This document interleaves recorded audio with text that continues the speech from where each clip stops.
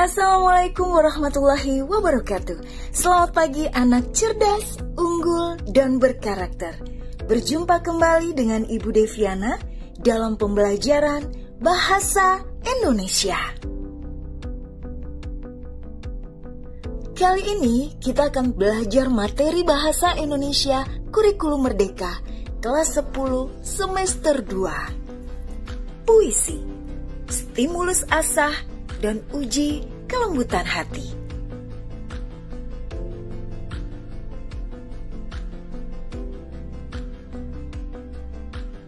Puisi terasa lebih indah daripada kalimat-kalimat biasa yang panjang terurai. Kalimat-kalimat dalam puisi yang padat, berima dan berirama, serta kadang berlambang atau berkonotasi, bisa memberi kesan lebih mendalam. Maka, wajar jika ungkapan-ungkapan dalam puisi terkadang lebih mudah dihafal, lebih membekas dalam ingatan, dan bahkan berpotensi menjadi slogan dalam kehidupan. Selain itu, puisi juga berpotensi dimusikalisasi atau sebaliknya, alunan musik perlu diberi lirik atau puisi yang pas dengan suasananya. Paduan antara syair dan musik atau musik dan syair berpotensi menjadi hiburan yang sangat memikat sekaligus mendidik atau dulce et utile. Istilah puisi tentu sangat tidak asing di telinga kita. Kita juga tentu pernah mendengar atau membaca puisi yang di dalamnya sering terdapat ungkapan atau kalimat yang terasa indah karena adanya persamaan bunyi dan makna lambang atau kiasan.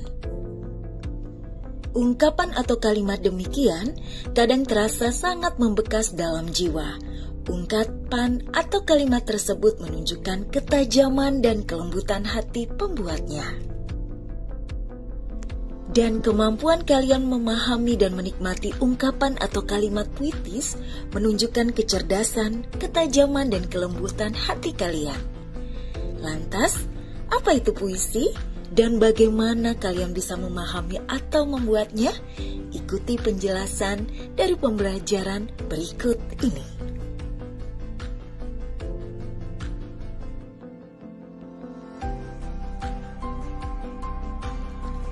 Puisi adalah bentuk karya sastra yang berisi ungkapan perasaan, gagasan, dan pikiran penyair yang melihat sesuatu dalam hidup dan kehidupan manusia secara imajinatif, menggunakan kata-kata yang indah atau konsentrasi bahasa sebagai alat komunikasi dengan pembaca atau pendengarnya.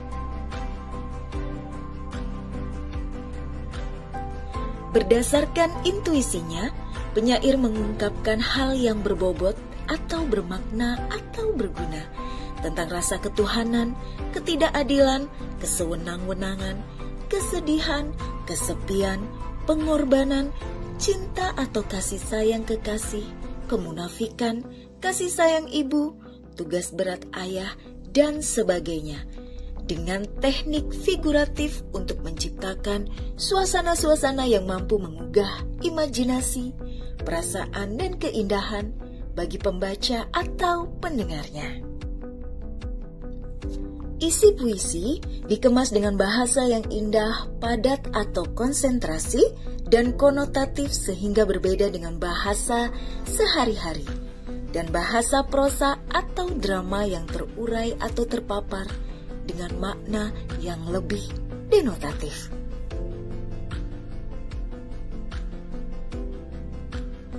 Menurut bentuknya, puisi dapat dikelompokkan atas puisi lama dan puisi baru. Yang termasuk bentuk puisi lama adalah sebagai berikut. 1. Pantun. Puisi yang tiap baitnya terdiri atas 4 baris, 2 baris sampiran dan 2 baris isi. Rimanya A, B, A, B. 2. Karmina. Pantun yang tiap baitnya hanya 2 baris, 1 baris sampiran dan 1 baris isi. Rimanya baris 1 A, B, baris 2 A, B. 3. Syair. Puisi yang tiap baitnya terdiri atas 4 baris, Semua merupakan isi. Rimanya sama, yaitu A, A, A, A. 4. Gurindam. Puisi yang tiap baitnya terdiri atas 2 baris. Semua merupakan isi. Rimanya sama, AA. Bentuk pantun sampai sekarang masih produktif dipakai dalam berbagai kegiatan masyarakat, terutama sebagai selingan atau penutup pembicaraan. Yang termasuk puisi baru yaitu distikon, 2 baris sebait. Tersina, 3 baris sebait. Kuartrin, 4 baris sebait. Queen, 5 baris sebait. Sektet, 6 baris sebait. Septina, 7 baris sebait. Oktav atau stanza, 8 baris sebait. Dan soneta, 4 baris terbagi menjadi 4-4-3-3 baris. Selain itu, ada puisi bebas yang tidak terikat dengan aturan, jumlah baris maupun rima secara ketat. Bentuk puisi bebas inilah yang terus berkembang dan secara produktif dihasilkan sebagai wahana ekspresi.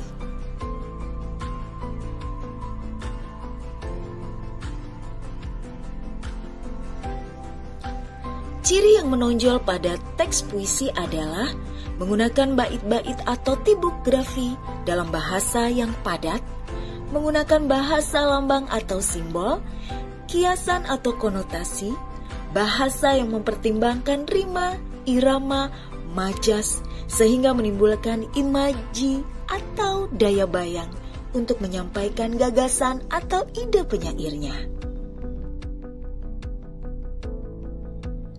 Dengan terpenuhinya kriteria tersebut, puisi itu akan menyenangkan dan berguna atau bermanfaat, atau menurut istilahnya Horace, dulce et utile.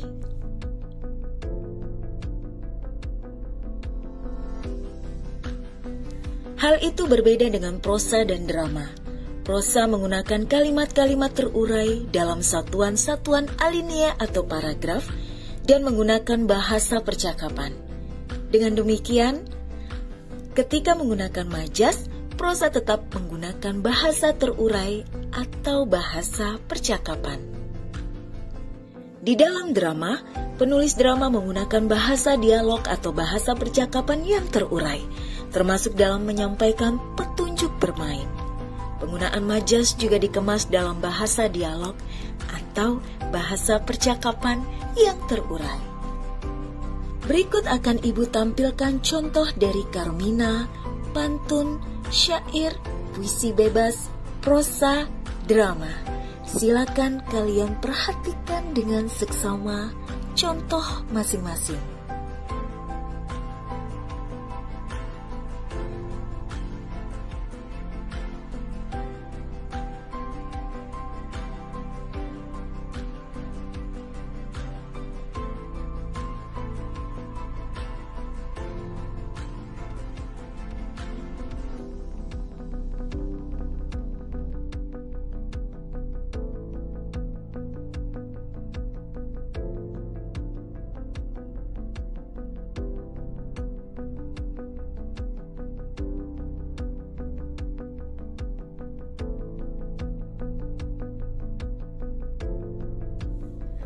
Sikap penyair terhadap apa yang diungkapkan dalam puisinya untuk berkomunikasi dengan pembaca disebut nada puisi. Ada puisi bernada patriotik, menggambarkan hati yang penuh bersemangat kebangsaan. Bernada sedih atau melankolik, hati yang sedih, hampa menderita. Sinis atau mengejek, hati yang kurang senang, tidak setuju. Religius, hati yang pasrah, dekat mengadu, berdoa kepada Tuhan. Menasehati, memberikan nasihat, dorongan, himbauan, atau ajakan. Romantik, hati yang menyenangkan, indah, menggembirakan. Protes, hati yang penuh pertentangan atau pemberontakan, ketidakadilan. Suasana puisi. Puisi dengan nada tertentu dapat mempengaruhi keadaan atau suasana jiwa pembacanya, atau mengakibatkan sikap psikologis pada pembacanya. Keadaan jiwa pembaca setelah membaca puisi itu disebut suasana puisi. Antara nada dengan suasana puisi saling berhubungan. Puisi dengan nada sedih akan mempengaruhi jiwa pembacanya, atau suasana puisi menjadi iba atau kasihan, atau ikut bersedih. Puisi dengan nada benci atau mempengaruhi jiwa pembacanya menjadi antipati. Nada kritik pada puisi akan menimbulkan suasana pemberontakan atau pertentangan. Nada menasehati akan mempengaruhi jiwa pembacanya untuk menuruti atau menolak nasihat. Nada penyesalan akan mempengaruhi jiwa pembacanya menjadi sadar, ikut menyesal, ikut merasa kecewa, sedih, tidak bahagia.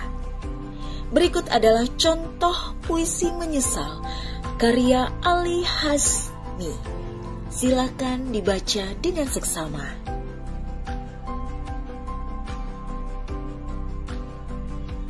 Puisi di atas bernada penyesalan, kecewa, sedih yang sangat mendalam.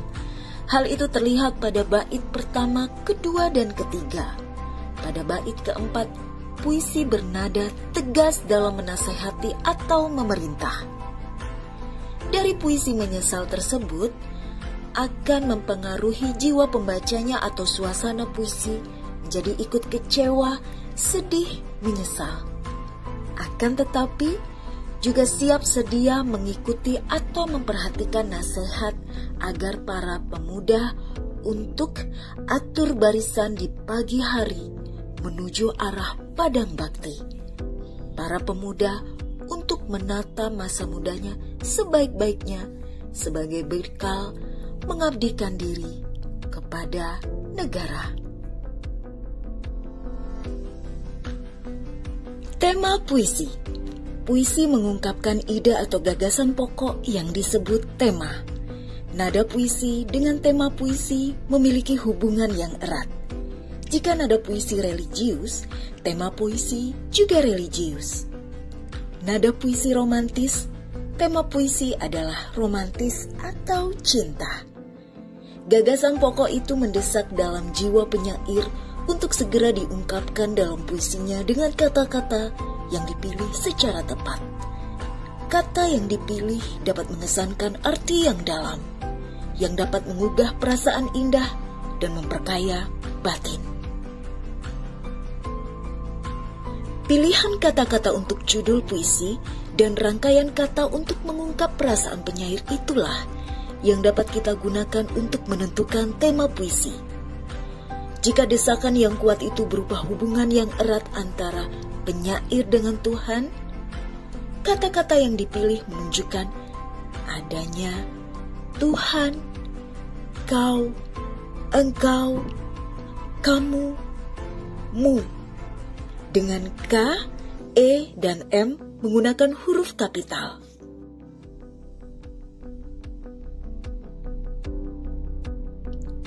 Amanat puisi atau pesan puisi. Seorang penyair menciptakan atau menulis sebuah puisi karena penyair bertujuan ingin menyampaikan pesan kepada pembaca. Namun, dalam penyampaiannya penyair menyembunyikan pesan atau amanat di balik kata-kata yang terkadang sulit dipahami pembaca. Kata-kata tersebut disusun dengan sangat rapi dan terkadang tersembunyi di balik tema yang diungkapkan.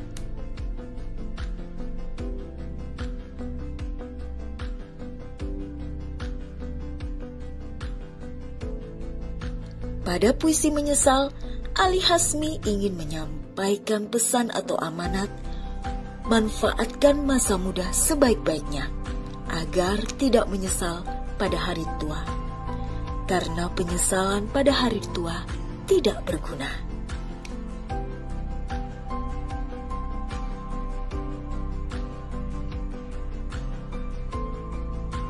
Setiap kata dalam puisi dipilih dengan cermat oleh penyair dengan berbagai pertimbangan.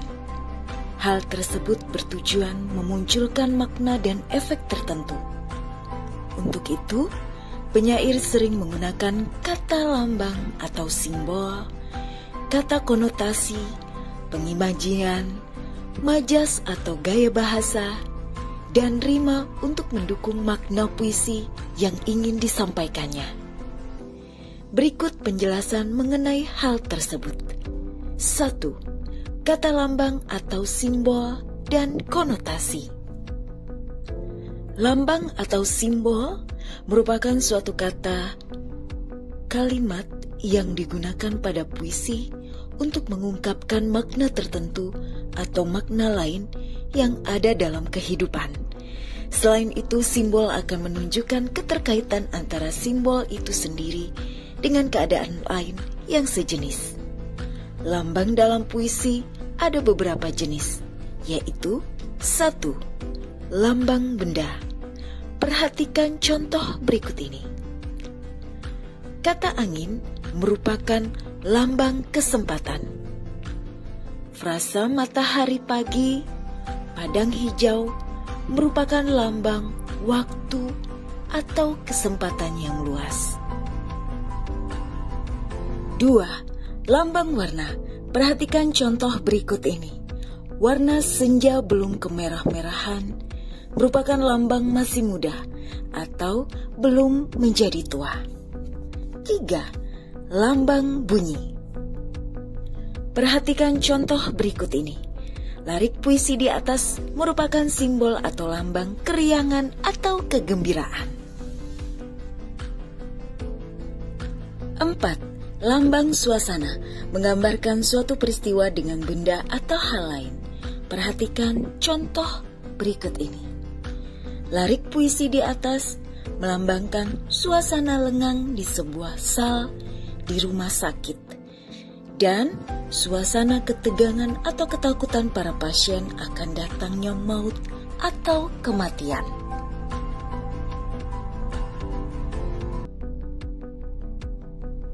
Dua, imaji atau citraan. Pilihan kata atau diksi dalam puisi dapat menimbulkan imaji atau citraan. Imaji atau citraan merupakan kata atau susunan kata yang dapat menimbulkan efek khayalan atau imajinasi pada diri pembacanya. Pembaca seolah-olah ikut merasakan, mendengar, melihat, meraba, dan mengecap sesuatu yang diungkapkan dalam puisi. Ada beberapa jenis citraan berdasarkan efek imajinasi yang ditimbulkan pada pembaca, yaitu citraan penglihatan atau visual mata, pendengaran atau auditif atau telinga, rabaan atau sentuhan, atau taktil atau kulit, perasaan, hati, pengecapan, perasa atau lidah, penciuman, bau atau hidung, dan yang terakhir adalah citraan gerak. Berikut adalah contoh imaji penglihatan atau visual dengan mata. Perhatikan contoh berikut ini. Larik-larik puisi di atas menggunakan imaji penglihatan atau visual. Pembaca di bawah seolah-olah melihat pergerakan perempuan-perempuan dengan membawa bakul dari bukit-bukit desa menuju ke stasiun kereta. Perhatikan contoh imaji pendengaran atau auditif pada puisi Ramadan KH, Tanah Kelahiran. Pembaca seolah-olah mendengar suara seruling yang sangat merdu. 3. Contoh imaji penglihatan dan rabaan atau sentuhan atau taktil. Dalam puisi Rakyat karya Hartojo Andang Jajah.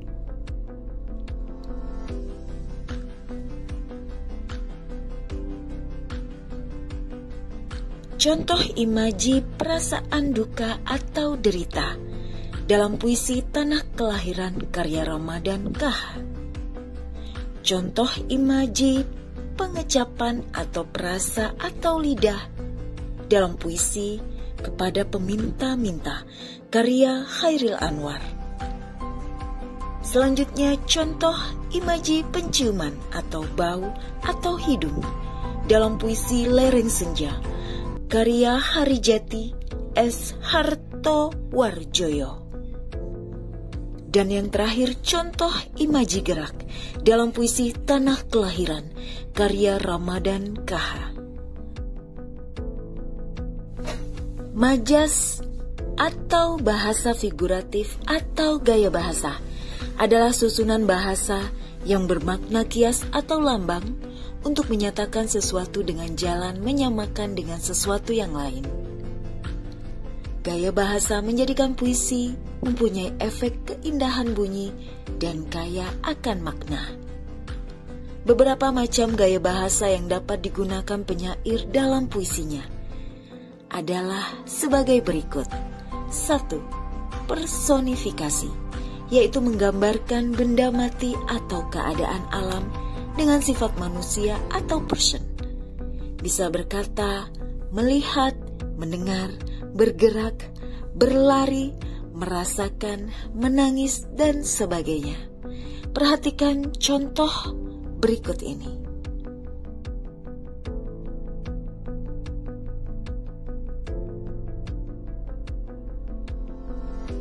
Dua, metafora, yaitu gaya bahasa yang membandingkan secara langsung keadaan orang atau Tuhan dengan sesuatu atau benda lain tanpa menggunakan kata pembanding. Perhatikan contoh berikut ini. 3. Simile, yaitu gaya bahasa yang membandingkan keadaan atau orang dengan sesuatu atau benda lain yang menggunakan kata pembanding seperti serupa, sebagai, bagaikan, seumpama, bak, laksana, dan seterusnya. Perhatikan contoh berikut ini.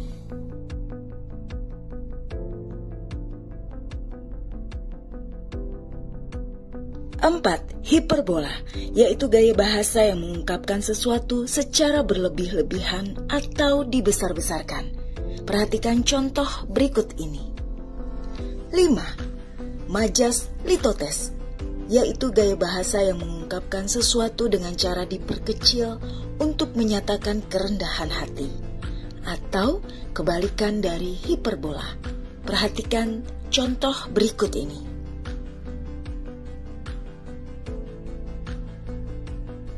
6. Synecdoche part prototo, yaitu gaya bahasa yang menyebutkan sesuatu hanya sebagian, tetapi maksudnya untuk mengungkapkan keseluruhan. Perhatikan contoh berikut ini.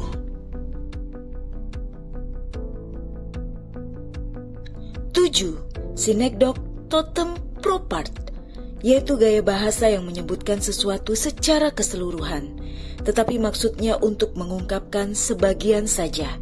Perhatikan contoh berikut ini. 8.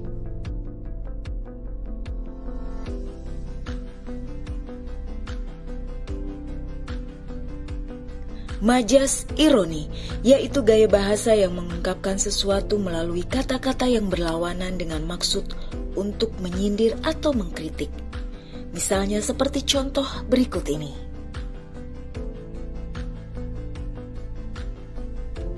Majas paralelisme, yaitu gaya bahasa yang mengulang kata pada baris-baris berikutnya sehingga menyerupai garis paralel.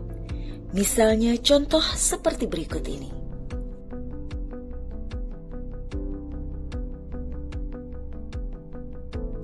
Repetisi, yaitu gaya bahasa yang mengulang-ulang kata yang sama pada sebaris puisi. Perhatikan contoh berikut ini. Tautologi, yaitu gaya bahasa yang mengulang-ulang kata yang sama makna atau sinonim maupun makna senada pada baris-baris puisi. Perhatikan contoh berikut ini.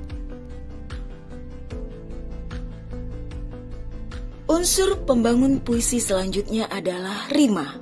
Rima yaitu persamaan atau pengulangan bunyi pada kata-kata dalam larik-larik puisi yang berfungsi untuk membentuk musikalitas puisi atau kemerduan bunyi jika dibaca keras.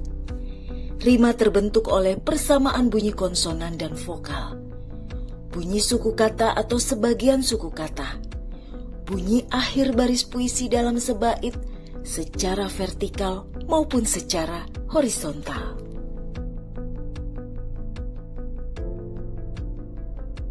Berdasarkan persamaan bunyi konsonan dan vokal pada kata-kata dalam sebaris kalimat puisi, terdapat rima, aliterasi, dan asonansi. Mari kita bahas satu persatu. Rima aliterasi yaitu persamaan atau pengulangan bunyi-bunyi konsonan dalam baris-baris puisi. Perhatikan contoh berikut ini. 2. Rima asonansi yaitu persamaan atau pengulangan bunyi vokal pada satu lirik puisi. Perhatikan contoh berikut ini.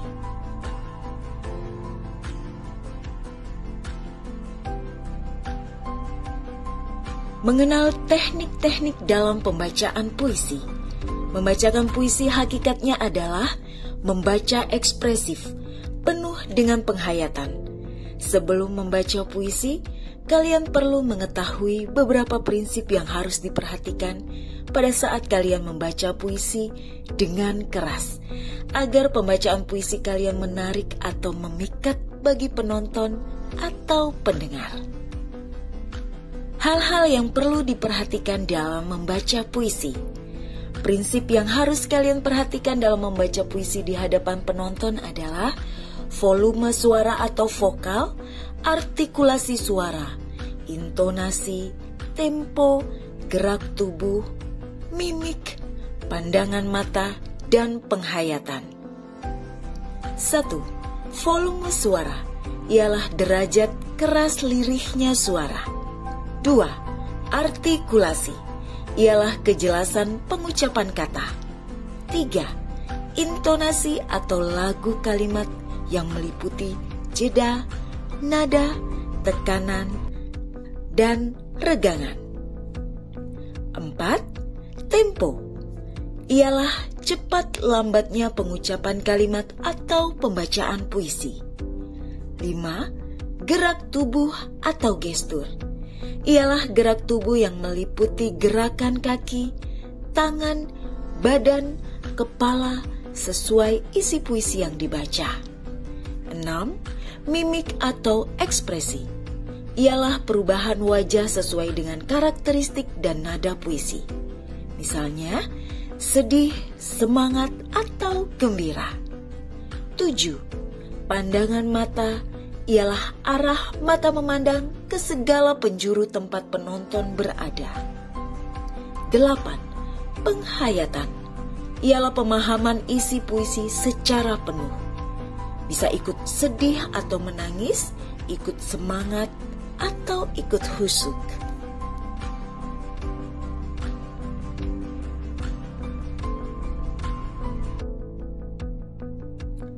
2. Penanda-penanda untuk membaca puisi. Setelah kalian memahami prinsip dan prosedur pembacaan puisi di depan penonton, kegiatan selanjutnya sebelum kalian tampil adalah sebagai berikut. Yang pertama, memberikan penanda cara membaca puisi dengan tanda-tanda khusus, misalnya jeda dan ucapan atau pelafalan. 2. Membaca dalam hati secara berulang-ulang hingga benar-benar hafal. 3. Berlatih membaca puisi di depan cermin.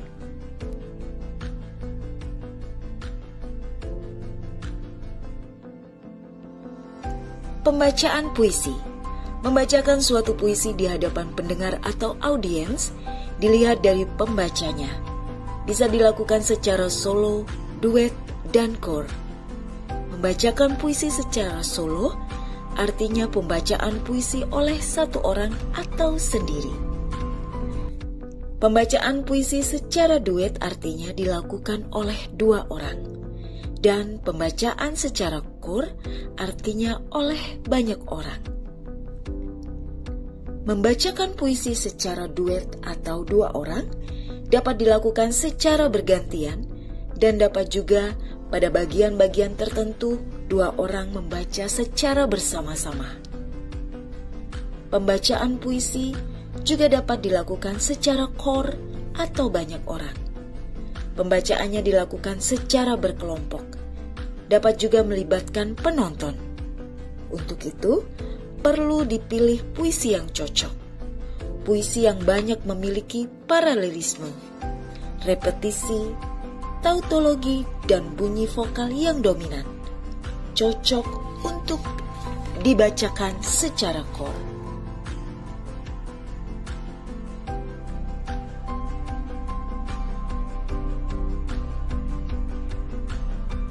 Musikalisasi puisi artinya menjadikan puisi sebagai lagu dengan iringan musik, atau puisi diekspresikan dalam bentuk lagu disertai iringan musik. Lagu dan iringan musik untuk puisi harus selaras dengan nada dan suasana puisinya. Puisi bernada sedih dan syahdu pada umumnya lebih tepat menggunakan alunan nada cengeng atau melankolis, tempo lamban, dan tangga nada yang tepat pada umumnya, yaitu tangga nada minor 6, 7, 1, 2, 3, 4, 5, 6 dengan instrumen menonjol suara biola atau suling. Meskipun bisa juga menonjolkan suara gitar, piano, atau organ dan didukung alat musik perkusi. Birama yang tepat pada umumnya 4/4 dan dapat juga 3/4.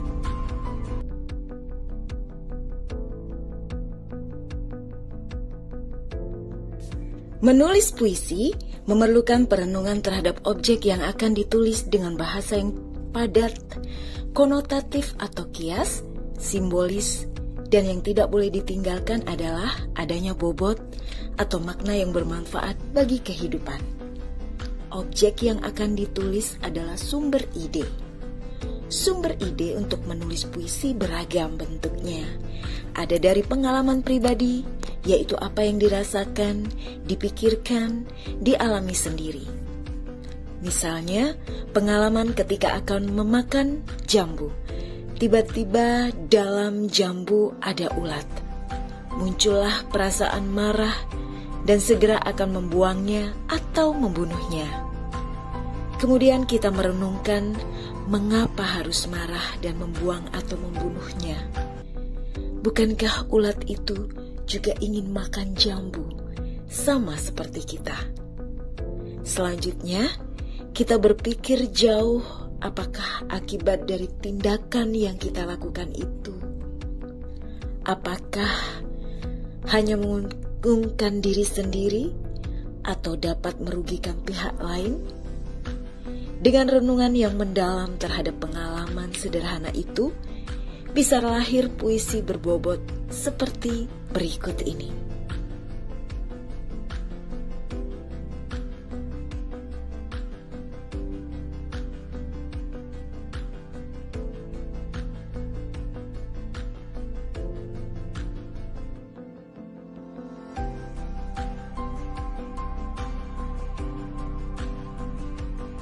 Demikianlah materi pembelajaran bahasa Indonesia kali ini.